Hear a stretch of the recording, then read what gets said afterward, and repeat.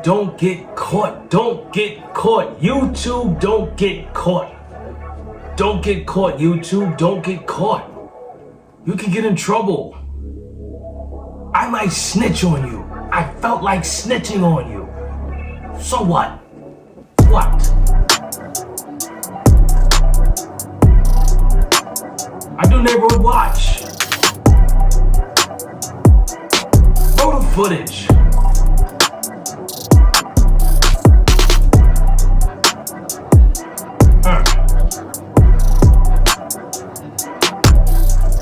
Cops have to deal with all sorts of violent and horrifying criminals in their job. But what happens when it's their own children that they have to arrest? On the 28th of December 2022, a witness had observed a white vehicle strike a traffic light and then quickly drive off. So y'all heard that too, right? The daughter got in trouble. Not the son, the daughter.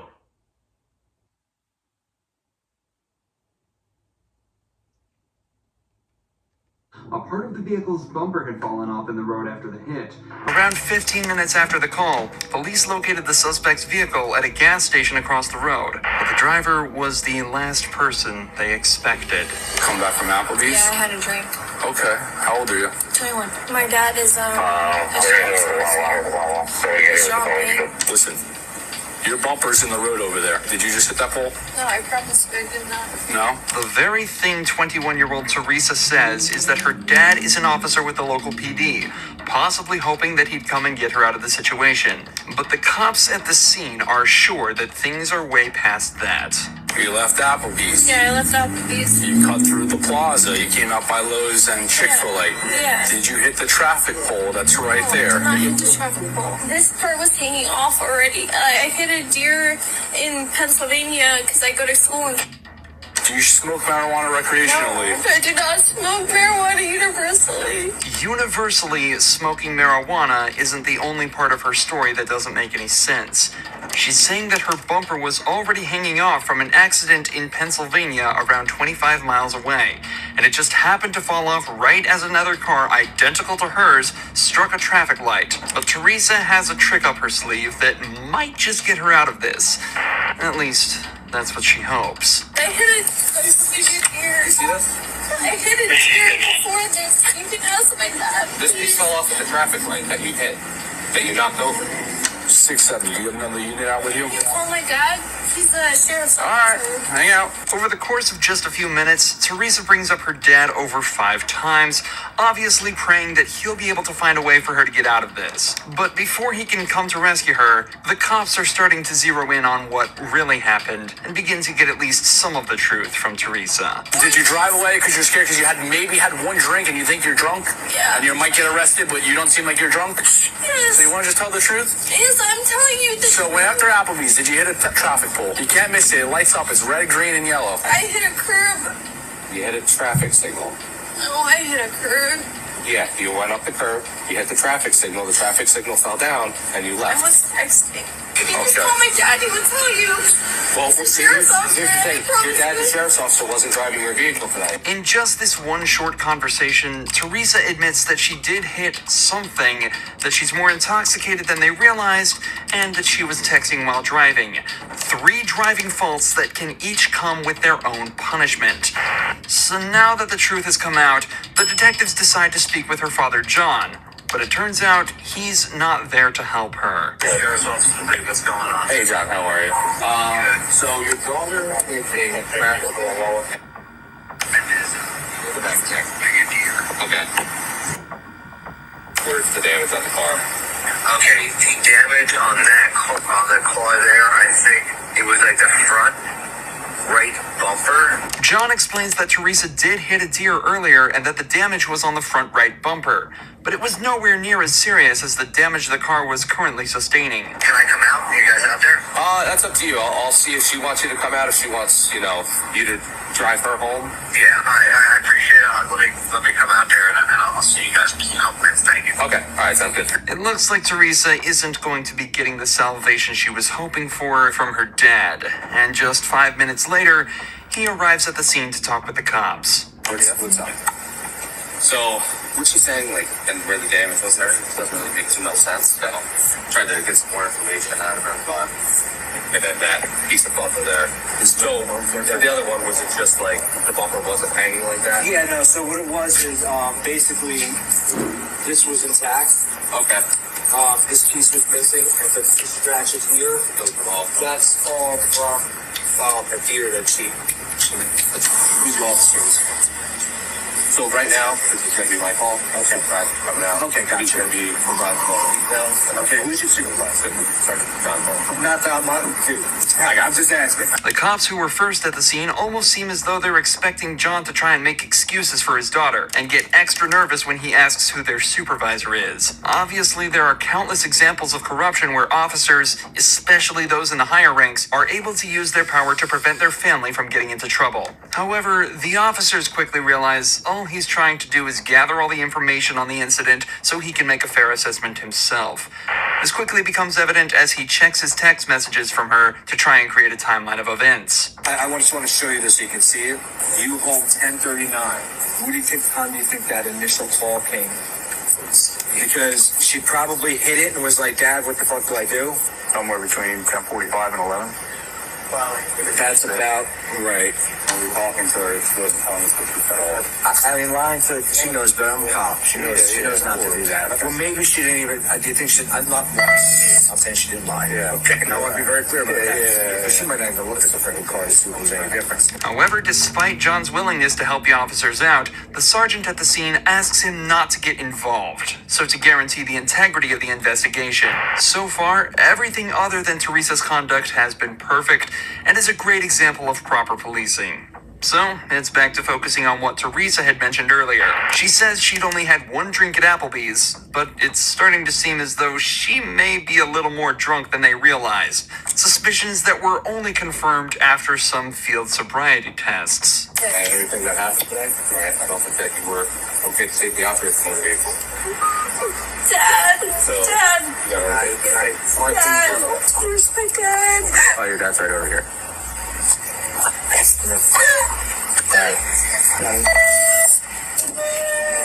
You stop because get in the car. You're arrested for DUI. Go ahead. Have a seat.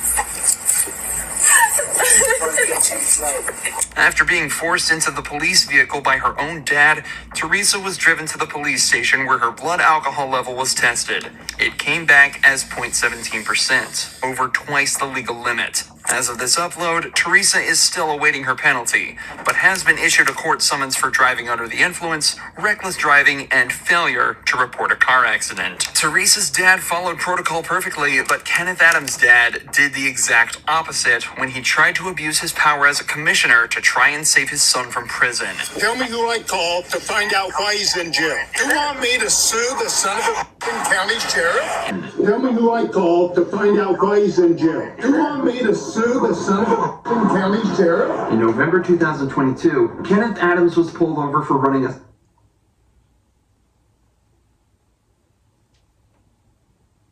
That's a crime. That's a crime.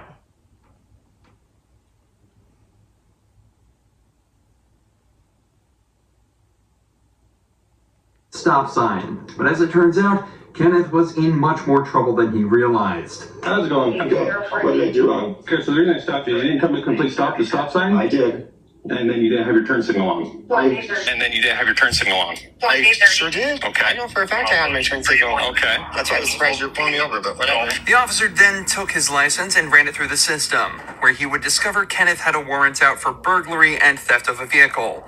All of a sudden, Kenneth becomes defensive and refuses to exit the vehicle. Alright, can I get you to step out of the vehicle with me? What are you doing? No, what's going on? Seriously, what's going on? You have a warrant. How do I have a warrant? I don't know how you have a warrant, but it's on our system right now. You have an active warrant out of 7th District Court here in San Juan. I've gone to, no, that's incorrect. Okay, well, it's on our system right now. Well, I'm not going to argue with you about it. You're going to go to jail tonight on that warrant, okay? No, I'm not. Dude, this is absurd. Mr. Adams, you do have an active warrant for your arrest. And who issued the warrant, though? The courts have it issued. For what, though? Because I've gone to court for everything. There should not be an active warrant for me anywhere, dude. Kenneth claims that he's already been to court for his previous crimes, but the warrant still calls for his arrest. For the majority of smaller cases, the suspect is tasked with turning in the documents that prove that they've been to court and completing any classes they were made to attend by the judge. Without those documents, the court cannot confirm they attended anything. So when Kenneth forgot to turn his in, the warrant remained open, and the police had no way to tell that he had in fact been to court. Issued October 13th. For what? That's some felony charges, burglary charges. Dude, I've been to court for that. No, I've been to court for that. You want to know the charges? Yeah, I do. So it has 2 burglary charges listed, a theft charge, mischief. That's on my own case. 3 charges of burglary of a vehicle, and felony trespass. Yeah, why is that floating up now? Kenneth was taken away to the station, but this is when his father, Bruce Adams, turned up, who turned out to be the county commissioner for the local area. How convenient for Kenneth. Immediately after arriving at the scene, Bruce demanded to know what was going on and quickly started to show signs of corruption. Where's Kenneth? He's in jail. They took him. You already took him to jail? They took him to jail and I stayed here with the car. Why? For a warrant. Who do I call to find out? To find out the warrant? Sure.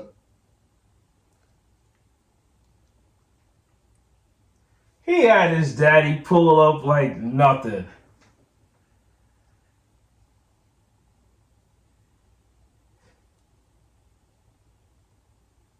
Yeah. Police officer, tell me who I call to find out why he's in jail. I gotta be careful with this stuff, Bruce, so you understand that. Okay. That's the warrant. Okay, so it says warrant status active, offense burglary, theft, criminal mischief, burglary of a vehicle, burglary of a vehicle. He's already been to court over that. You saw the warrant right there. I showed you the warrant. He's been charged with that, and he has a plea in abeyance on all of it. What do you want me to do? I want you to turn him loose. I can't turn him loose, Bruce. Who can? Nobody can. He's been arrested for a warrant. The courts can. And the warrant's false. Huh? The warrant's not false. You want me to sue the son of a county sheriff because he arrested my kid on a false warrant? The warrant's right there. Bruce is obviously trying to abuse his position and influence the commissioner to try and save his son from the law. But luckily, this officer stands his ground and refuses to cave in. Eventually, though, Kenneth was released from jail, the warrant was withdrawn, and no further action was taken against Bruce. But the officers that arrested this law student weren't as lucky. They don't know everything. They just had it wrong. He did what he had to do. He made his court appearance. I mean, that was it. We can't give blood. What do you want him to do?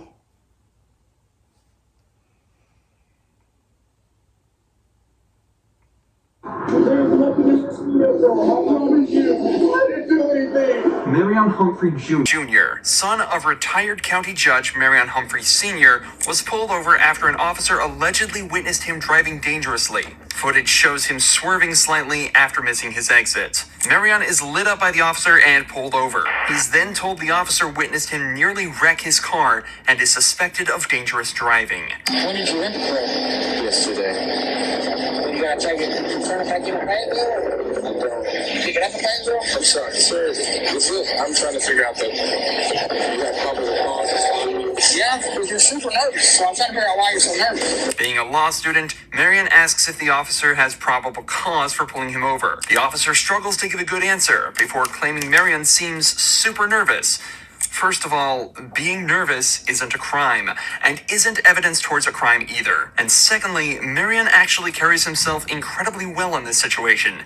He complies with the officer's requests, asks why he's being pulled over, and why he's being held. He even calls his dad to listen in on the entire arrest, something the officer clearly didn't like, as he then asks to search Marion's U-Haul. Is it bringing dogs? Is it going to hurt anything? Yeah, no, it's not going to hurt anything. I promise you. We just don't want this shot. Yeah, that's all, and I'm sorry about that. It happens. I know it happens. Honestly, I don't want you to bring a dog because I don't think that's fair to me as a citizen, as someone who, if the only thing I did was kind of, like, I did not almost wreck my car. If you don't want to bring a dog, just let me look in here real quick, I'll get you down the road.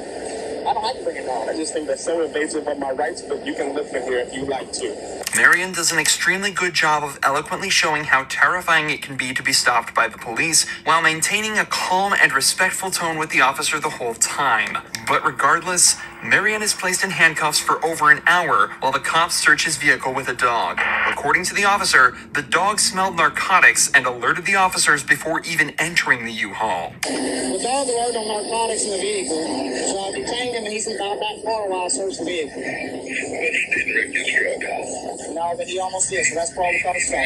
Daddy, he's arresting me. He's arresting me. He's arresting me, Daddy.